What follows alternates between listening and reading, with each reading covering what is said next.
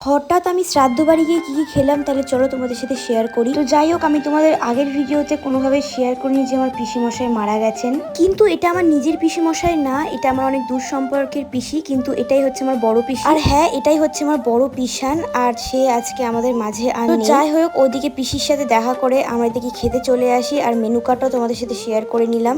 আর এদিকে খেতে বসে পড়েছি। ফার্স্টে লাল শাক দিয়ে ভাত খেয়ে নিলাম, তারপরে ডাল দিয়ে ঝুড়ো আলু ভাজা দিয়ে ভাত খেলাম। আর শ্রাদ্ধ বাড়িতে তোমরা সবাই জানো যেটা হচ্ছে মেন খাবার, সেটা হচ্ছে শুক্তো, আর আমি শুক্তো একদম খাই না বলে নিই। আর তারপরে ছিল দু রকমের মাছ, যেখানে কাতলা মাছটা দারুণ লেগেছে, কাতলা মাছের কালিয়া করেছিল, আর একদিকে করেছিল সর্ষে ইলিশ। আর সত্যি কথা বলতে ইলিশ মাছ আমার খুব ভালো লাগে, কারণ এই বছরে আমি অনেক ইলিশ খেয়েছি। তারপরে মাছ খাওয়া কমপ্লিট করে আমরা নিয়ে নিই দই, কারণ শেষ পাতে ছিল দই, চাটনি পাপড় ছিল, আমি খাই না। আর শেষ পাতে ছিল একটা রসগোল্লা আর সন্দেশ। খাওয়া এদিকে কমপ্লিট হয়ে গেছে। তোমাদের ভালো লাগলে তোমরা আত্মার শান্তি কামনার জন্য একটা কমেন্ট করে যেও, আর ভালো লাগলে হার্ট কমেন্ট করো। আজকের মতো টাটা।